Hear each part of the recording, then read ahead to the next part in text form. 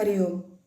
आत्मषटकमच्या 20व्या आणि शेवटच्या भागात सगळ्यांचं मनापासून स्वागत. प्रार्थनेने सुरुवात करूयात.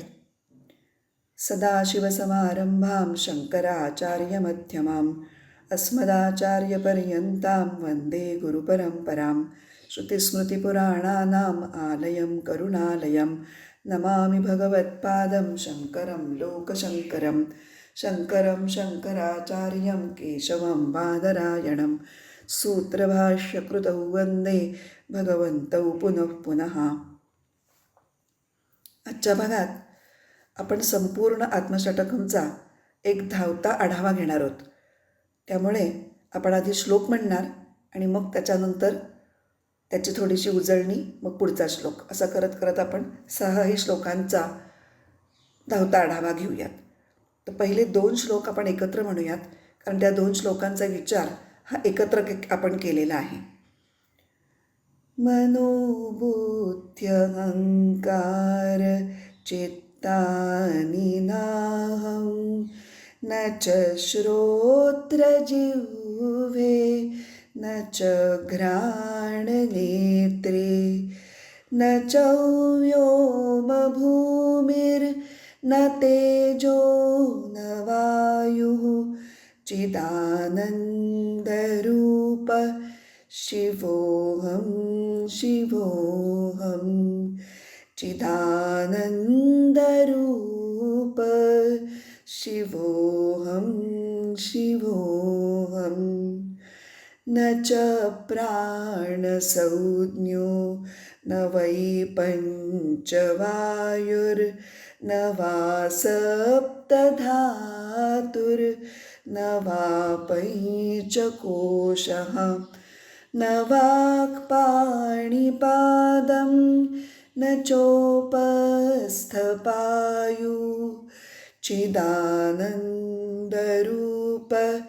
शिवोऽहं शिवोऽहं. चिदानन्दरूप शिवोऽहं शिवोऽहं. तर एकंदरीत पहिल्या 5 श्लोकात मिळून आत्म्याविषयीच्या म्हणजे स्वतःच्या खऱ्या मूळ स्वरूपाविषयी साधकाच्या ज्या चुकीच्या समजुती निर्माण झालेल्या आहेत त्या दूर करण्याचा आचार्यांनी प्रयत्न केलेला आहे. पहिल्या 2 श्लोकात मिळून स्थूल शरीर, सूक्ष्म शरीर आणि कारण शरीर या देहत्रयीचा निषेध केलेला आहे.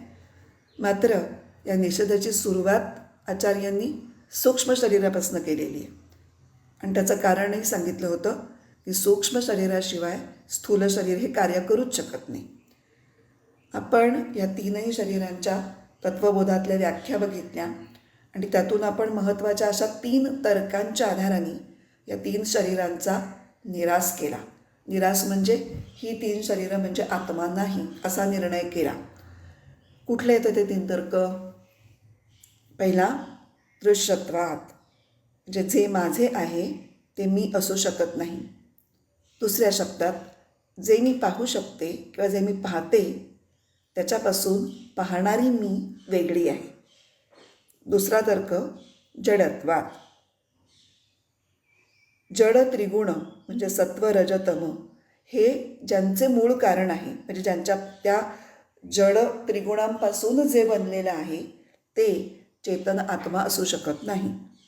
आणि तिसरा तर्क होता करणत्वात, म्हणजे 3 शरीरं विशेषतः स्थूल आणि सूक्ष्म शरीर ही दोन्हीही प्रारब्ध कर्मानुसार जी आपल्याला फळं भोगायची आहेत ती फळं भोगण्यासाठी मिळालेली साधनं आहेत आणि संचित कर्म किंवा आगामी कर्म निर्माण करण्यासाठी सुद्धा मिळालेलं ते एक साधन आहे आणि म्हणून साधनं हे आत्मा असू शकत नाहीत.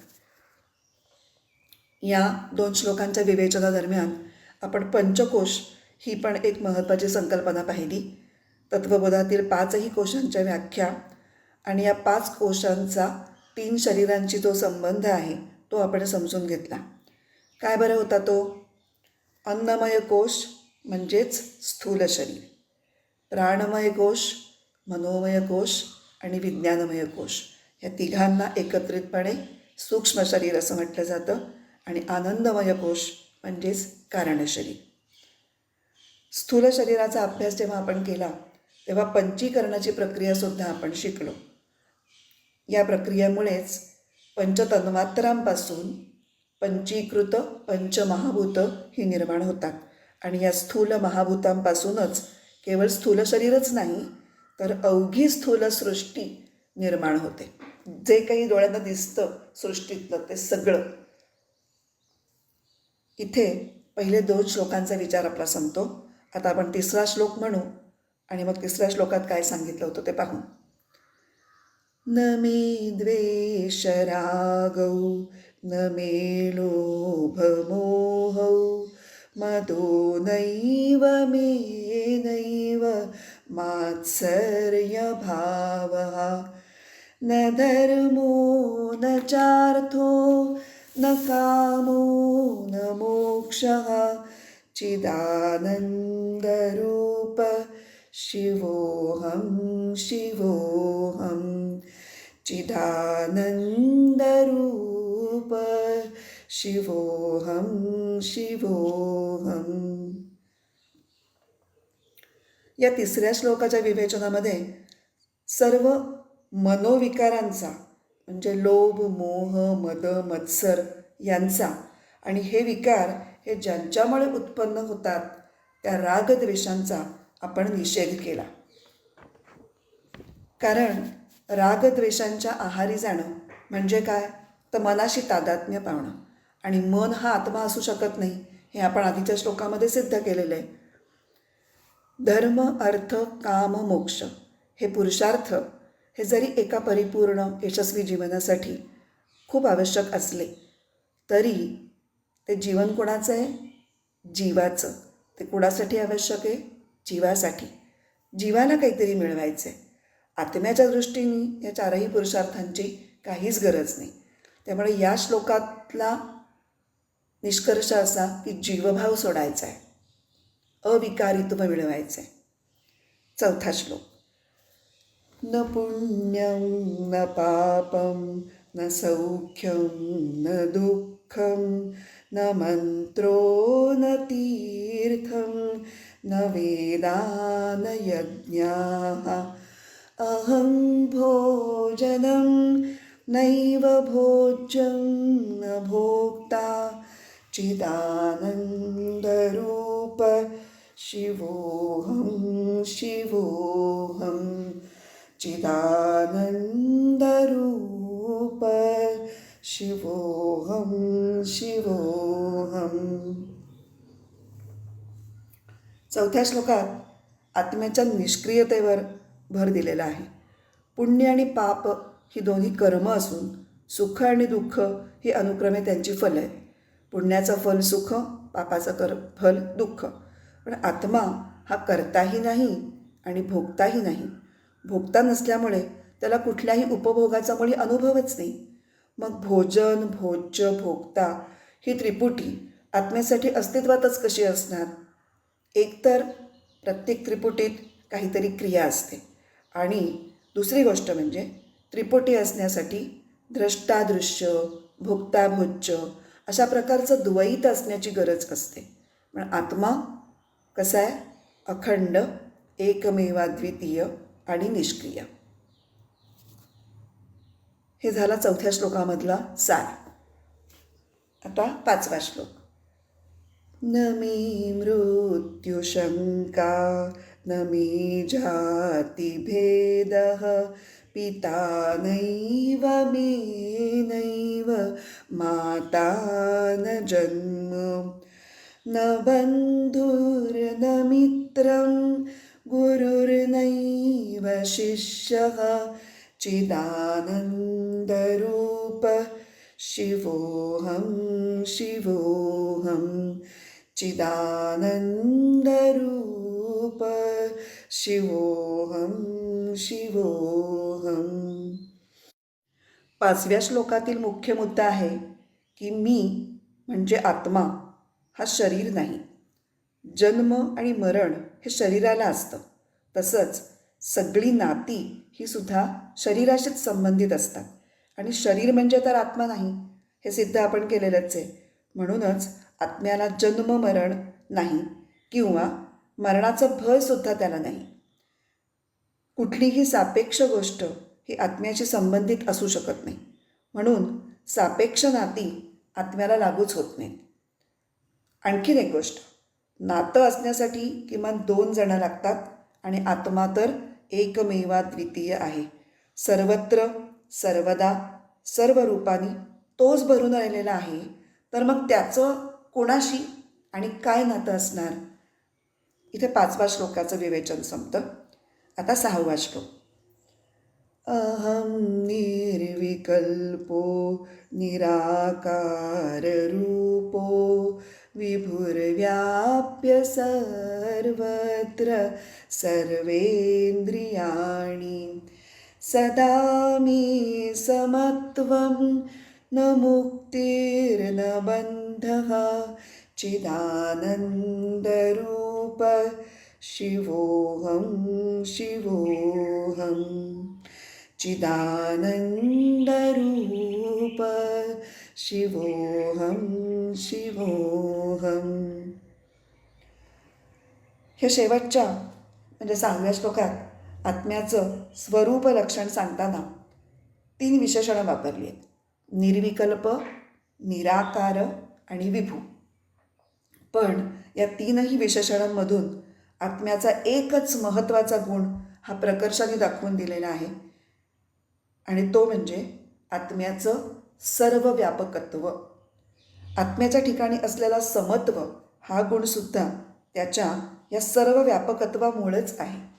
आणि नित्यमुक्त असलेल्या आत्म्याला कुठला बंध असणार?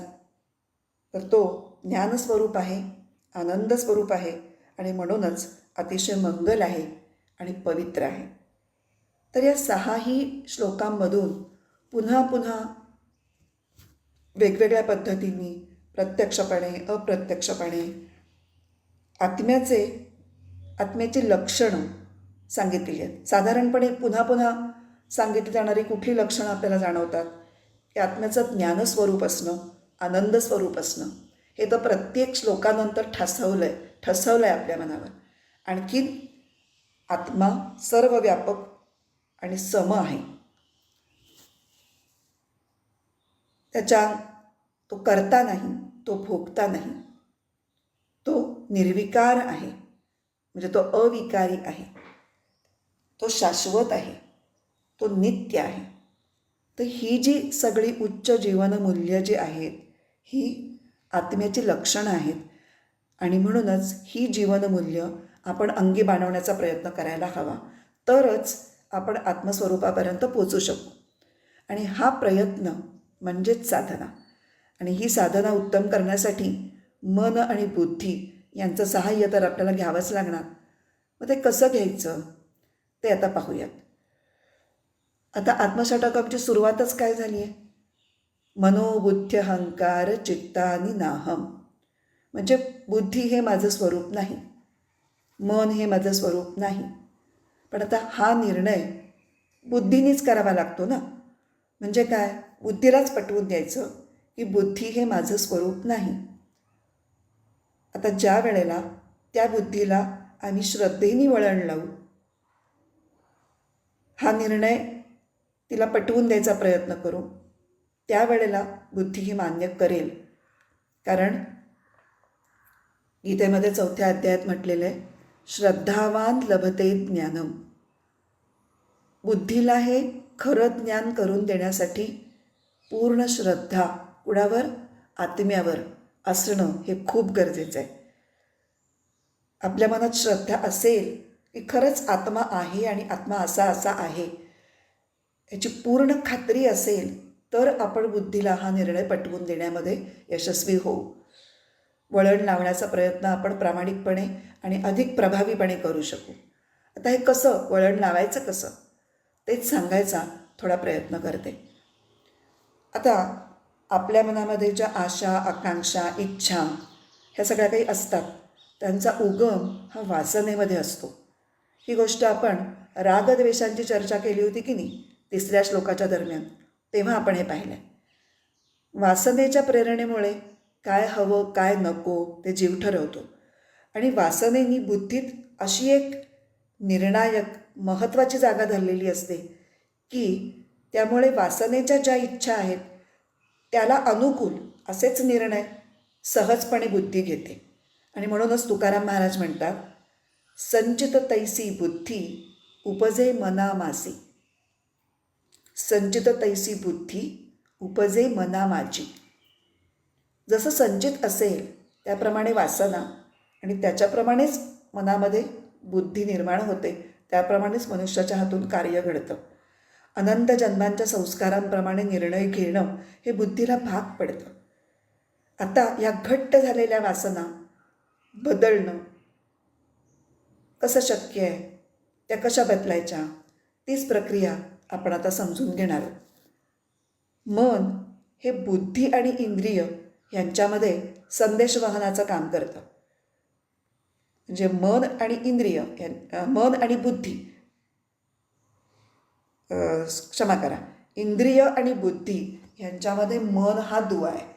इंद्रियांनी ग्रहण केलेले विषय मनामार्फत बुद्धीपर्यंत पोचवले जातात आणि बुद्धीने घेतलेले निर्णय या मनामार्फतच इंद्रियांपर्यंत पोचवले जातात. आता या बुद्धीवर जुना संस्कार काय आहे? मी मन आहे, मी बुद्धी आहे, मी देह आहे. आता याच बुद्धीवर नवा संस्कार करायचा आहे.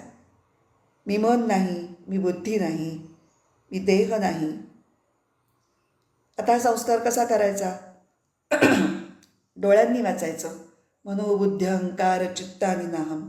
कानांनी ऐकायचं, मनोबुद्धी अहंकार चित्तानि नाहम. आणि ते मनामार्फत बुद्धीपर्यंत पोचवायचं आणि बुद्धीला फेरनिर्णय करायला भाग पाडायचं की मनोबुद्धी अहंकार चित्तानि नाहम. अशा तऱ्हेने बुद्धीला शास्त्रसंमत निर्णय घ्यायला भाग पाडायचं काम करणं म्हणजेच साधना.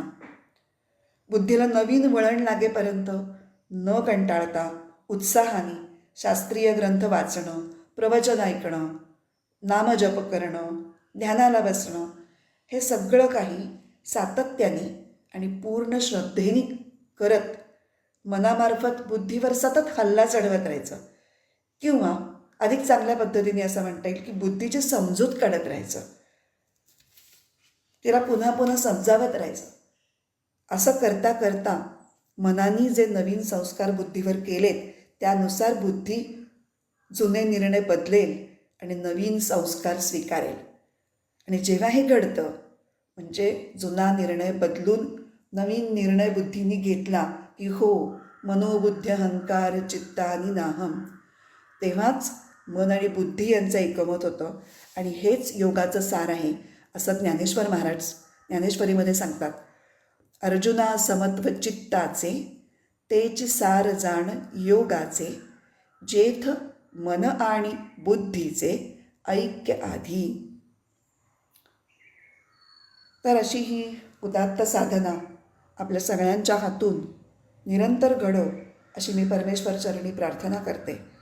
आत्मषटकम हे आधी म्हटल्याप्रमाणे निदिध्यासनाचे श्लोक आहेत. या श्लोकांच्या अर्थाच्या प्रकाशात आपली ध्यानसाधना उजळून निघू दे. माझं जे काही चिंतन मी आपल्यासमोर मांडलं ते आपण सर्व श्रोत्यांनी मनापासून आणि प्रेमाने ऐकून घेतलं, त्यासाठी मी सदैव आपल्या ऋणात राहणंच पसंत करते. इथे आपण प्रार्थनेने या भागाचा आणि या आत्मषटकमवरच्या प्रवचन मालिकेचा सुद्धा समारोप करतो आहोत.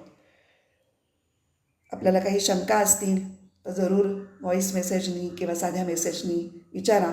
माझ्या परीने मी नक्की त्या शंकांचं समाधान करण्याचा प्रयत्न करेन. अज्ञानतिमिरान्धस्य ज्ञानाञ्जनशलाकया चक्षुरुन्मीलितं येन तस्मै श्रीगुरवे नमः. ॐ पूर्णमदः पूर्णमिदं पूर्णात् पूर्णमुदच्यते पूर्णस्य पूर्णमादाय पूर्णमेवावशिष्यते. ॐ शान्ति शान्ति शान्तिः. हरिः ॐ. श्रीगुरुभ्यो नमः. हरिः ओम.